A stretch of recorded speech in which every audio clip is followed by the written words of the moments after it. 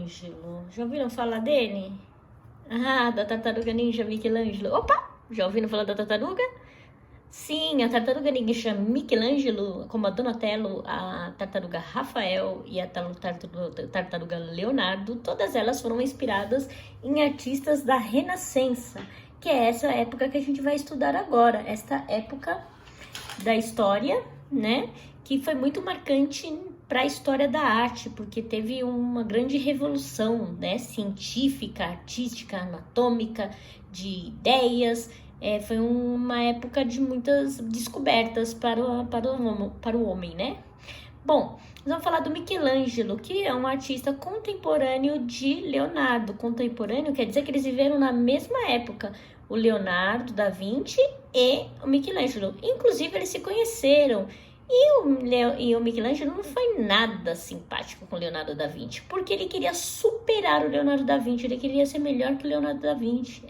Ele queria, como o Leonardo da Vinci era muito conhecido, era muito reconhecido, o Michelangelo queria tomar esse lugar, ele queria ser o maior pintor de todos os tempos, né? Então ele estava sempre procurando a perfeição, a busca da perfeição. Por isso que ele fazia muitos esboços. Esboços, a gente já estudou isso no terceiro ano, eu acho que eu já falei com vocês. É fazer um rascunho, né, do desenho que você, ou da pintura que você pretende fazer. Para que serve o esboço? Para ele saber o tamanho do desenho, para se ele vai fazer um leão numa página. Tipo, se ele começa a fazer a orelha muito grande, a cabeça não vai caber. Então, ele precisa fazer um esboço primeiro para ver se vai caber direitinho o desenho.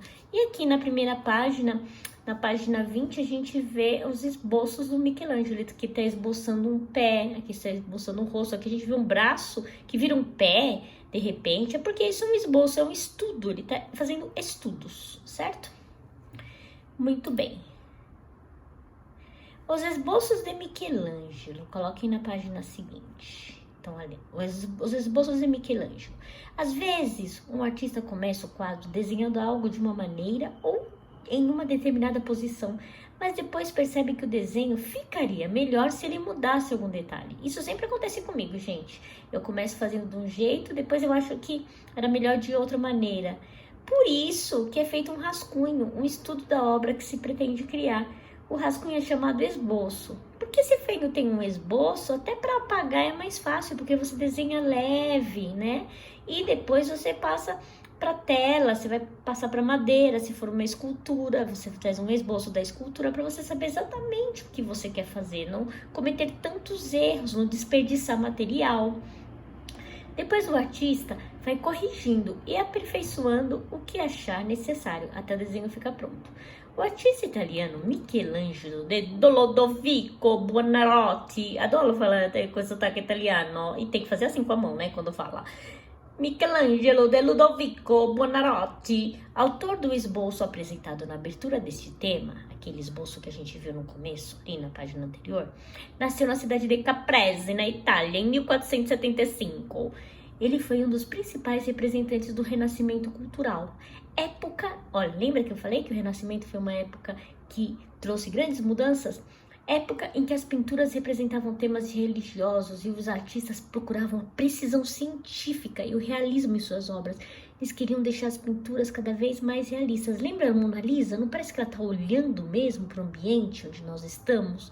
Ela tem um olhar compenetrante, né? Compenetrante é a palavra? Penetrante. Um olhar penetrante, né? Parece que ela está olhando mesmo pra gente. E eles queriam isso, um realismo na obra. Então eles estavam sempre procurando melhorar. E os esboços eram muito valorizados por isso. Eles faziam muitos esboços. O esboço que você viu no início deste tema foi produzido para compor uma das obras mais famosas de Michelangelo, as pinturas no teto da Capela Sistina, situada na Itália. Então aqui tem um esboço, ó, estudo da cena do Davi lutando contra o Golias, um gigante. É uma passagem da Bíblia que conta a história de um garoto, né? Que ele é um pastor de ovelhas e tem um gigante na cidade dele que tá acabando com tudo, né? Aí pedem pro Davi, o Davi diz, né? Não pedem, né? Na verdade ele se oferece para derrotar o gigante, que o rei da cidade, assim, de viver esse gigante trabalha para esse rei. Ele fala assim, se alguém derrubasse o gigante, a cidade dele não ia entrar em guerra com a outra cidade, mas tinha que derrubar o gigante. O Davi consegue derrubar. Ele usa um instrumento, parece um estilingue, que é chamada funda. É um pedaço de couro, assim, ó, faz tipo uma balancinha, que aqui eles colocam uma pedra, por esse durex aqui, ó, faz de conta que é a pedra. Aí eles giram, de repente soltam. E foi assim que o Davi derrotou o gigante, com apenas uma pedra na testa, bem no meio da testa dele, ele caiu. E ele foi considerado um herói, né? Virou até um rei. Aí o Michelangelo foi chamado pelo padre, né?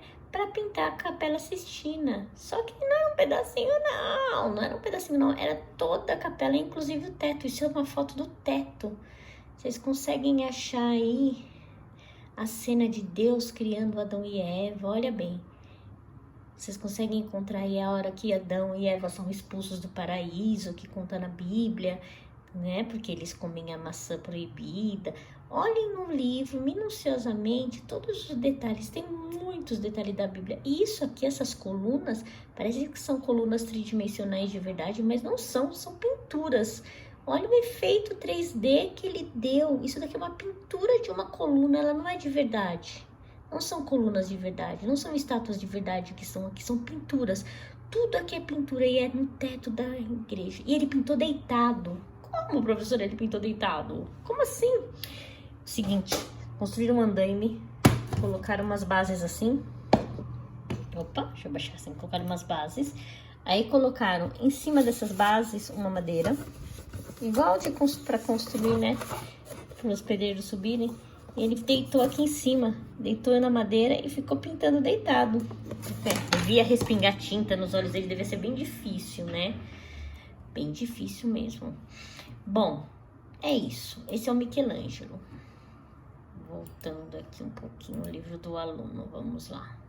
No livro de vocês vão fazer o seguinte. No fim do livro, volto mais um pouco. Mais um pouco. Vocês entenderam bem que é esboço, né? Então, aqui, ó, na página 23, tem a pintura finalizada, a obra finalizada da Capela Sistina. Gente, esse teto é muito grande, muito grande, muito grande. Ele tem 40 metros e meio por 14 metros. 40 metros, pra vocês terem uma ideia, eu tenho 1,55 m de altura. Imagina o comprimento, 40 metros e 5. Vixe, muita coisa, muita coisa. A piscina, acho que daqui do meu prédio tem 10 metros, seria o tamanho de 10 piscinas de 10 metros o comprimento. Então, aqui, ó, na página 23, tá falando assim, ó. Percebeu a importância do esboço em uma obra de arte? Alguns artistas, como Michelangelo, trabalham detalhadamente cada parte de suas obras, e os esboços ajudam a estudar qual a melhor maneira de compor as imagens. Então, vocês vão responder a questão 1. O que é esboço? Por que fazem um esboço? Por que ele é feito? Fácil. Extremamente fácil. O que é esboço? Por que faz esboço? O artista faz esboço. 2. O esboço representado na abertura deste tema era um estudo para qual obra de Michelangelo? No início do tema. Tema. Cadê você, tema? Aqui. Um estudo para o quê? Lembre-se de ler as legendas. As legendas contam o que significam as coisas. Então, para que serviu esse estudo? E aqui vocês vão fazer um esboço de um objeto. Sim, eu vou até mostrar aqui, ó, um desenhista, um ilustrador, ó.